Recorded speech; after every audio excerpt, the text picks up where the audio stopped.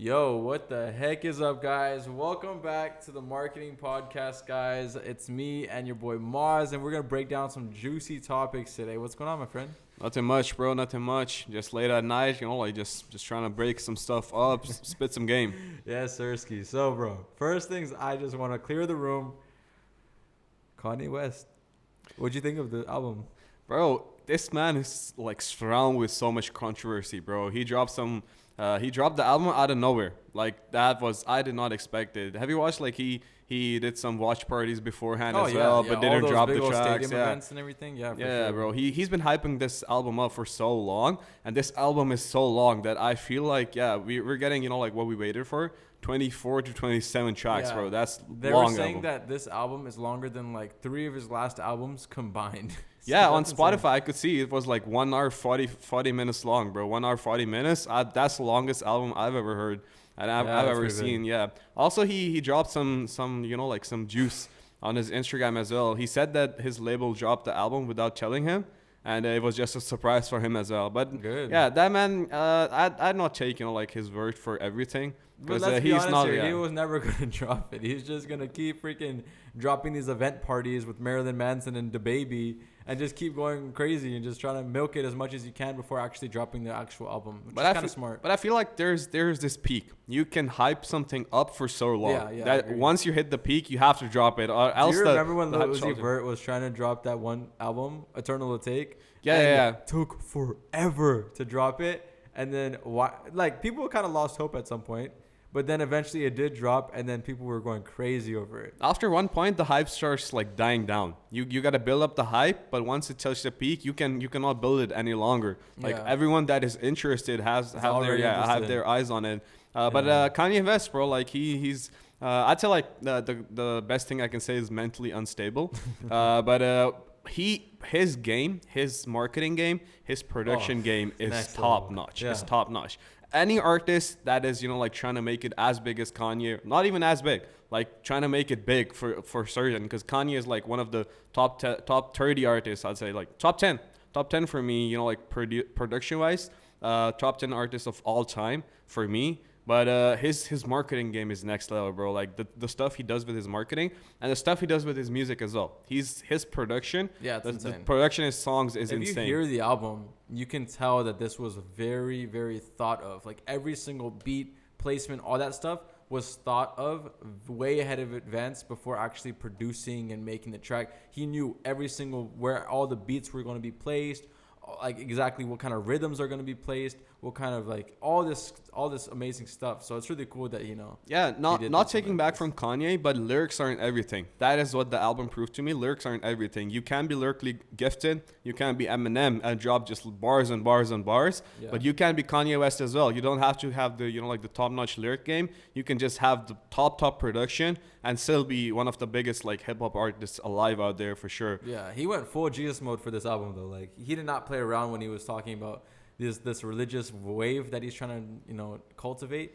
He went full Jesus mode on this album. Bro, this man does not have his feet on earth. That is what I can tell you. This man is up in the clouds every time. This man was technically in the clouds. Did you see that one video of him being ascended in his performance to the freaking top of the stadium? Yeah, I've seen that. People were saying that it wasn't him. I don't think it was him either, but it was kind of funny how it was dark and all of a sudden he's literally levitating at the top of the stadium, which was hilarious for me. Bro, yeah, all of the comments on the video were drop him, drop him, bro. That would be insane. That was funny. Just one Kanye dropping from the sky, bro. But let's break down the marketing game for artists like Kanye West, who already have a lot of hype. Yeah. I've talked about Eminem on this podcast before as well, that he does not he does not create hype on all of his social media. He just drops the album out of nowhere.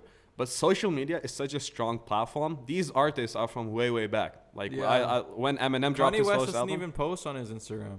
He has one picture of his freaking house, and it's a 3D rendering of it. So it's nothing. Kanye West doesn't really use social media unless it's Twitter. But the thing about it is he has trillions of fan pages that all post every single thing new about him. That's the thing that's kind of suspicious to me. Where do these fan pages get this information from? I would love to know. Because you can't find this information. It's all his marketing team. It's all his marketing team. These artists, these artists are from way back when social media wasn't a thing. And the thing that I admire about these people is they've adapted to the social media game. Yeah. They know how to control social media. Eminem drops his album out of nowhere. Still, it reaches the #1 title. How though? How? Because dropping an album without any hype when you're such a big artist is in itself a marketing strategy. But Kanye West, bro, he as I've already talked, he hyped it so much. So when he dropped it, he didn't need to promote it. Everyone else already freaking ready for it. That's what I'm thinking. This time as well, I feel like 99% people didn't believe he would drop it as well. I didn't believe he'd drop the album like that, but he did, and that that is the element of surprise. It got us off guard, and it got us listening. I listened to it the whole thing through, without stopping. I just I went to a shower. There were so many features on that album though. Like every freaking song had like 4 features on it. Like, that's what I'm thinking. Like, this wasn't his album. This was everyone's album. Kanye West, as an artist, I don't rate him that highly. If, don't kill me. Don't crucify me in the comments. I agree. I don't rate him that highly as an artist. I rate him highly as a producer. His production is, top notch, bro. I wish Dr. Dre, Kanye, bro, collab coming through. Oh, bro, that would be the stuff of dream, bro. Two of the, Dr. Dre is too rich to do any more music, bro. This man freaking sold his company Beats to the freaking Apple or something like that. Yeah, you wanna talk about him, bro? He's been in the news, bro. Dr. Dre? Dr. Dre, Wait, what bro. happened with him? He's been in the news, bro. His son, he's a billionaire. Dr. Dre. His son's gay or something? No, his son is homeless. Oh, freak. Yeah, and Dr. Dre isn't providing anything for his son. Lit, bro. Hey, respect to Dr. Dre. Bro, Dr. Dre, he recently divorced as well. Okay. So yeah, his wife was asking for $50K per month. Screw that. $50K per month. That's nothing for him though. Bro, Dr. Dre, as a reply in court, he said, I give her $100 per month. Good. How about that? Bro, honestly, bro, I hate when girls start asking for child support money and all this stuff. When they're the kids 18, 19 years old. Boy, what the frick you need child support for? Listen, what I'm thinking is he's in the right, okay? If I had a kid and for whatever reason he ended up on the streets, he should have figured out a way to not end up on the streets. You don't have to come from a super successful family or a super poor family to understand that you shouldn't be on the streets, okay? So I don't know if Dr. Dre gave him the mindset of how to become an entrepreneur, how to become a musician or whatever. But if he didn't, that's messed up. But if he did and he still ended up on the streets, then I'm okay with that. Bro, but his kid isn't 18. People don't understand this. He isn't under 18. He's 20, 30-ish, bro. His kid is old, bro. It ain't a kid anymore, bro. It's a grown man. It's a man, bro. If the man homeless, bro, nothing Dr. Dre can do, bro. I know, bro. How you gonna freaking fix a homeless? Yeah, you can. Respect, though. You can support him till he's 18. Till he's an adult. Him, but not financially. With ideas or just give him advice and stuff like that. When it comes to my kids, I'm never gonna give them anything. I'm gonna make them work for it. If you want to go out with your friends, read this book, and then at the end of the week you could go out with your friends. That's the kind of things I'm gonna. That's my mentality as well. That's my mentality as well. Even right now, my father he'd be willing to lend me his car, lend me the fuel in the car and all of that stuff. Yeah. But I feel like the money that I earn is my money. Everything else is his money. Yeah, I don't know when's the last time I asked 1 penny from my parents. It's been 7 years probably. I haven't touched any single dollar. I got a job when I was 17. But before that, I was selling candies in school and stuff like that. So 13, 14 years old, I stopped asking money from my parents. Isn't that crazy? Yeah, that's a good mentality. Yeah. My father offers me to pay for my food and all of that stuff, but I'm bro, I earn money. I earn enough to feed myself, and exactly. That's a good mentality to have for an artist as well. Funding your own campaigns is much better than getting them funded by some of your close families. Yeah. Like that. But investors, I feel like investors is a different story. Some people cannot invest that kind of the big kind of money. That's what labels do as well. That is a role of a label. They invest into your career basically, and then are expecting something in return. Some artists, some of the campaigns, some of the major marketing companies, they are just leeching money. Their lowest packages are $10K, yeah. $10K per month. No independent artist can afford that. Yeah, who isn't getting money from under the table, who's earning a honest living. You cannot pay that kind of money. So that is why investors is a middle ground for me. You can get your career invested by someone, But signing like a really bad contract, bro, like in the long run, that ain't gonna benefit you for sure. Yeah. But working with companies that are like our level, we don't work with M&Ms. We don't work with like trippy reds. We're working with the more independent artist that doesn't know where to go to get his music promoted. They come to a platform like us that's reachable, and because Warner Records isn't going to respond back to your DMs. I promise you that. We'll respond back to your DMs. We have a team of 14 people. We can go out in there and do a professional marketing campaign that probably could get you close to 1 million streams. That's something that we can obtain for you. Going to Warner Records, you're gonna have to go through the whole traditional orthodox route where you have to send them an email, and then maybe 2 weeks back they'll send you an email back, and then you keep going back and forth with some A&R, and then the next thing you know, they ghosted you for whatever reason because they're too busy doing whatever they're doing. We have a full-on team that's dedicated to talking to you and understanding who you are as an artist and figuring out if you're a good fit for our company. That's the beauty about working with a marketing agency like us, is in that we're not super orthodox or traditional or classical in the way that other industries are doing it. We can go ahead and respond to your DM. We can listen to your music without you having to pay us for a submission fee. We do all that stuff for you because we actually care about the artist. And at the end of the day, we understand that the artist is, there's the potential's there for them. If they're really reaching out to us, that means that they're serious about their marketing and serious about, who they are as an artist. So if they're serious about themselves, we'll take them serious as well, because we want to show them that we actually care. And that's the whole, sorry to cut you off, but that's the whole goal of what I'm trying to do with this marketing agency, is that I'm trying to have, a platform to be used for the artists that never got a chance from anyone else. No artist wanted to mess with him. Like, no big famous artist wanted to mess with him. No record label wanted to mess with them. No A&R wanted them. No manager wanted them. But who wants them? Leballoo. Leballoo will always open up their doors and show them that, you're always welcome to our company. You're always welcome to our family, because we'll take you in. Our campaigns are so cheap relative to other campaigns as well. Yeah. Like, our marketing is like cheapest you'd get on the block and the most organic you'd get on the block as well. Yeah. People are all charging like 2-3K minimum and then botting your streams anyway. Yeah. That's they're like putting like 99% margin on their campaigns. I'm not gonna say anything, but I have this friend. He owns a marketing agency as well, and someone spent $16,000 for one campaign for his marketing agency. Independent artist, $16,000, dropped the bag on him, and literally it was for the stupidest thing. It was like a Spotify, a YouTube campaign, and he built him a website or something like that. That's it for 1 month. I'm like, bro, $16,000, we could get you like a 5-year deal, bro. Yeah, we'd get them a 5-year deal, bro. Like, we can do so much with that kind of money. We do so much with small sum of money as well. So all that is marketing is working with your budget, the budget that you give us. We just put it in the right avenues. Yeah. Because you can run your Instagram ads, your Facebook ads yourself as well. Yeah. You can go on the internet and scour for like Spotify playlisters, Spotify curators, and all that stuff, and approach them yourself as well. Working with us is that you have two hands. We have so many hands. We have like 15 to 20 people in the office at every single given moment in the day. And we are always, like in touch with these people. So they give us better deals as well. Exactly. We know how to, like get the best buck for your, get the best return on your investment, basically. Yeah. So the thing about it is, one thing is that if an artist reaches out to the curator has leverage. What that basically means is there's an advantage for the curator because he knows that the artist needs that placement and the artist has to pay. The thing about us coming into the place or coming into the picture is that we're the middleman now.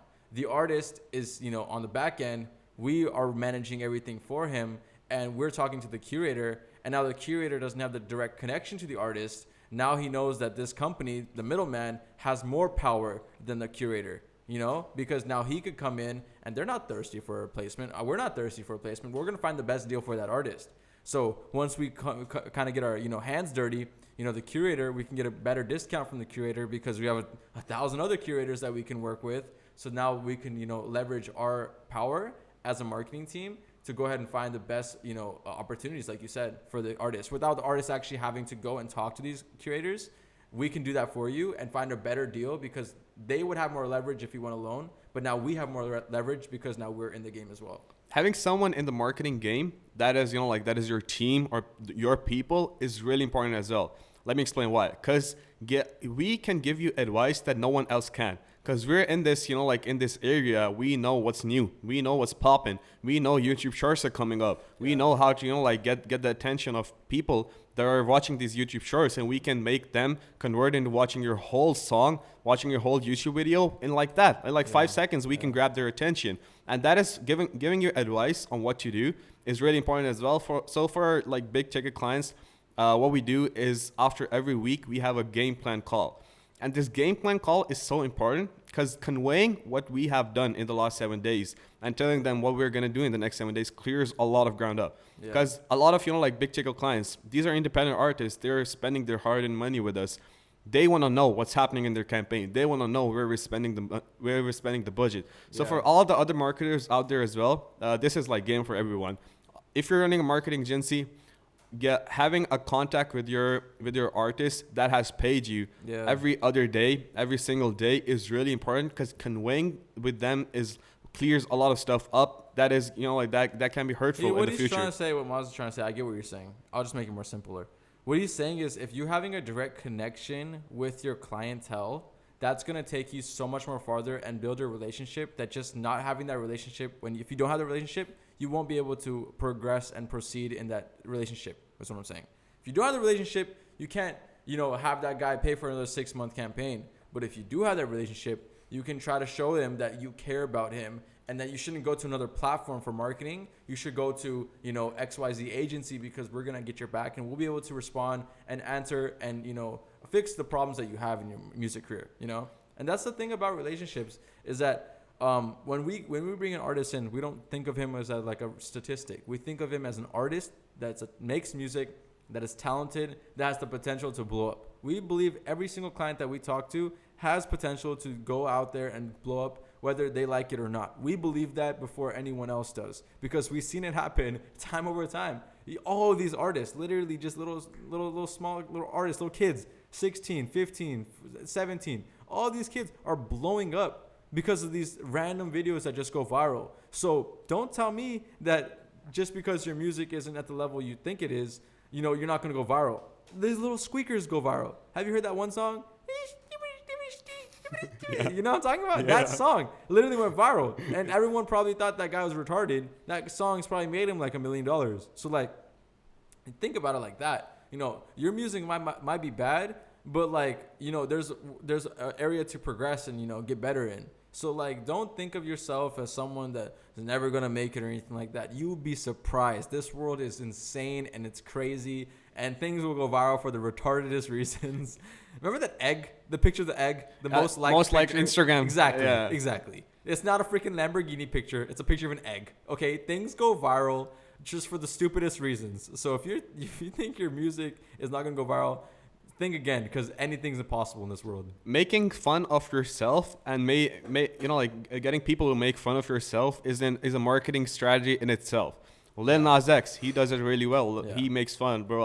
I have gay fans. I don't have fans at all. Like in the upcoming days, that made him more famous because people felt that. People felt a personal connection to that. This guy doesn't have fans. I'll become his fan. Yeah. Artists were like, this guy doesn't have fans. I don't have fans either. Let's collab. All of that stuff, and that they grew together. Yeah. And in this game, bro, like it's the thing that I was saying before as well about calls and being in contact. Every day is different.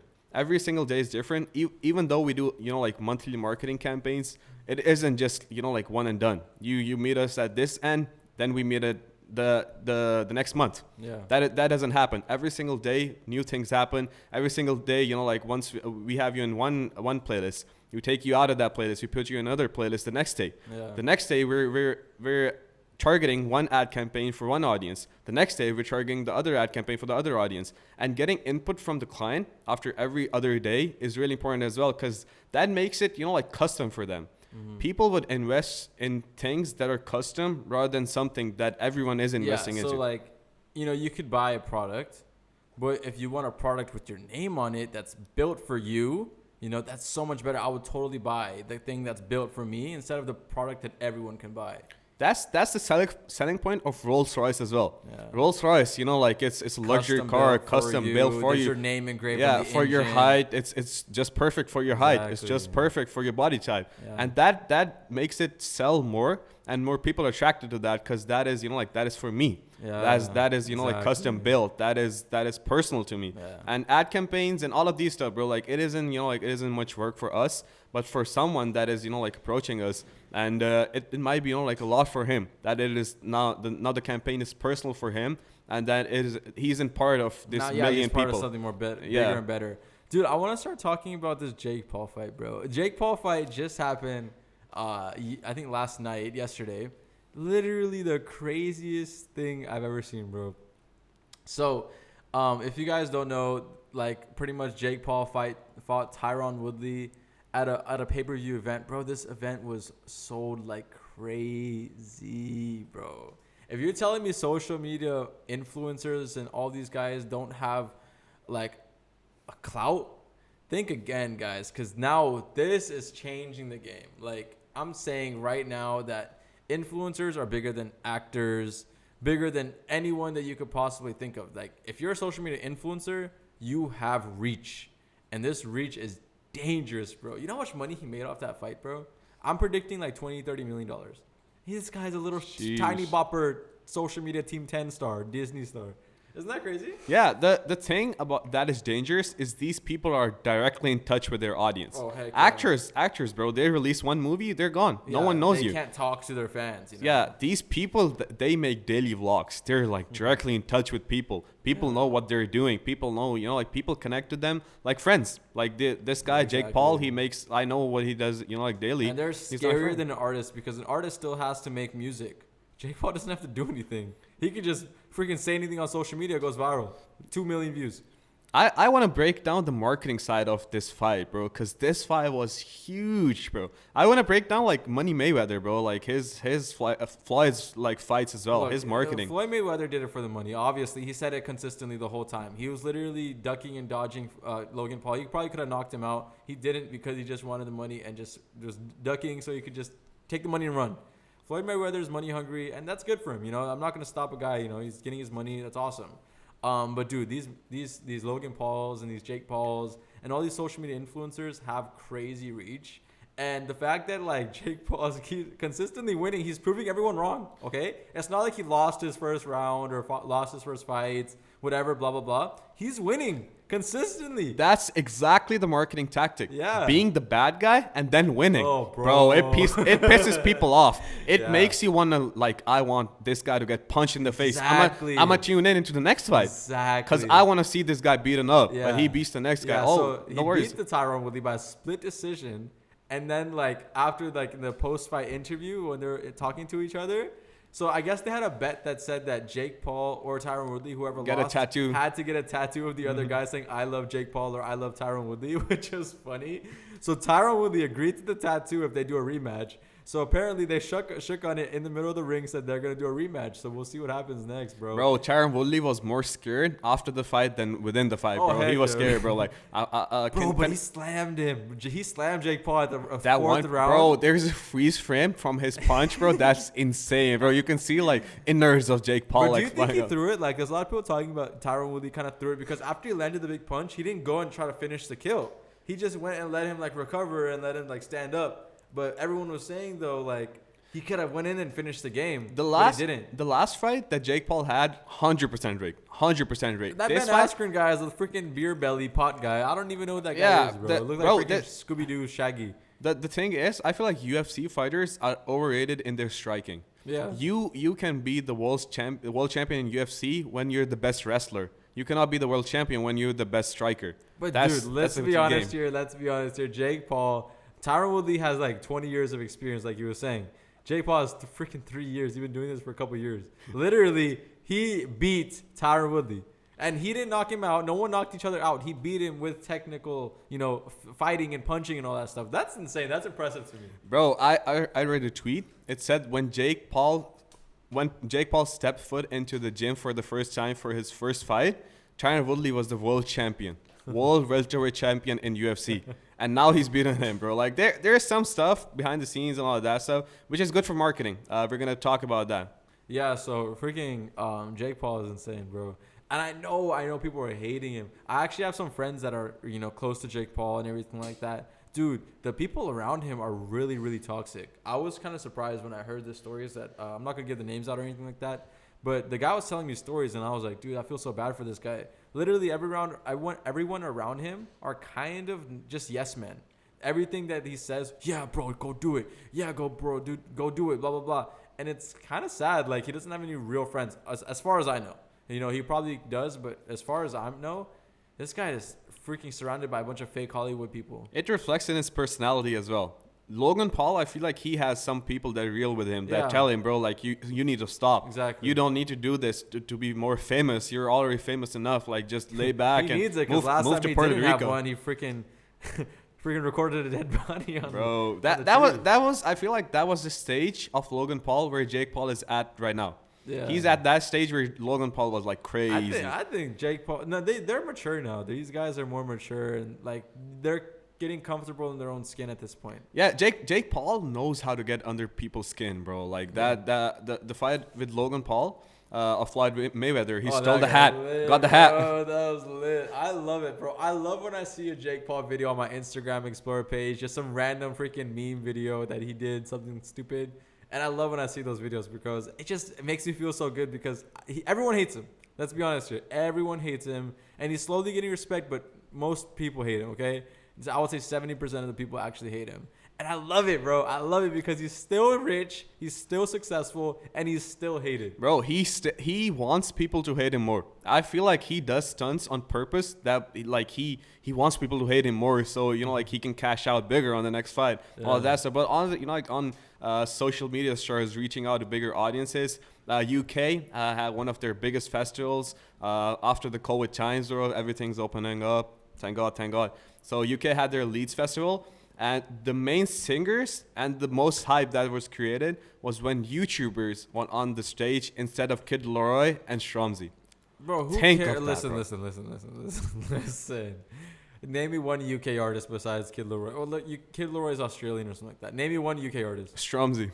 AJ Tracy. Bro, I listen to a lot of drill music. I listen to average Joe doesn't know any UK artist. All the UK artists know American artists, right? Yeah. They know Drake, they know Lil Baby, they know all those guys. No one knows any UK artists. I don't know. I can't name one guy besides that one guy. Freaking the guy that was on Big Shaq.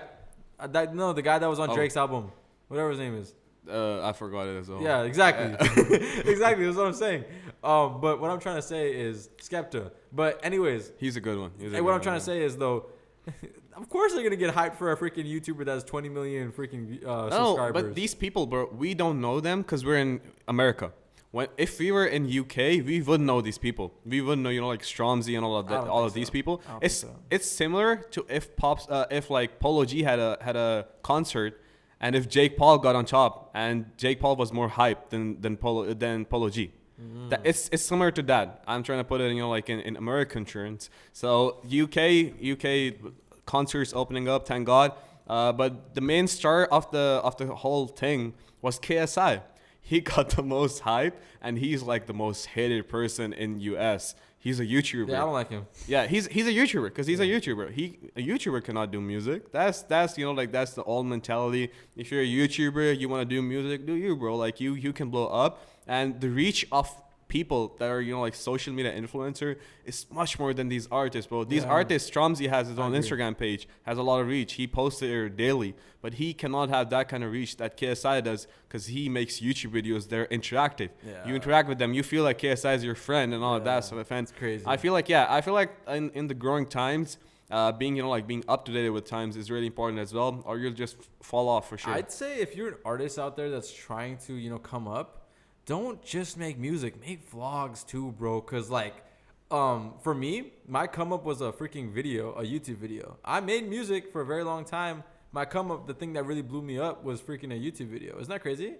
So like, you never know what's gonna pop off. You can make a really good YouTube video. Next thing you know, you get 1 million subscribers. Boom. Or you can make a really good song and you get 1 million views. Boom. Or you could just, post on Instagram and get on World Star a bunch of times, and boom, now you're next thing you know, you're a freaking influencer. Even if you don't want to make a vlog, making a BTS of the shoot of a music video is really important. I was just checking out, I was playing some Maroon 5, and I saw one of their songs had 3.5 billion views.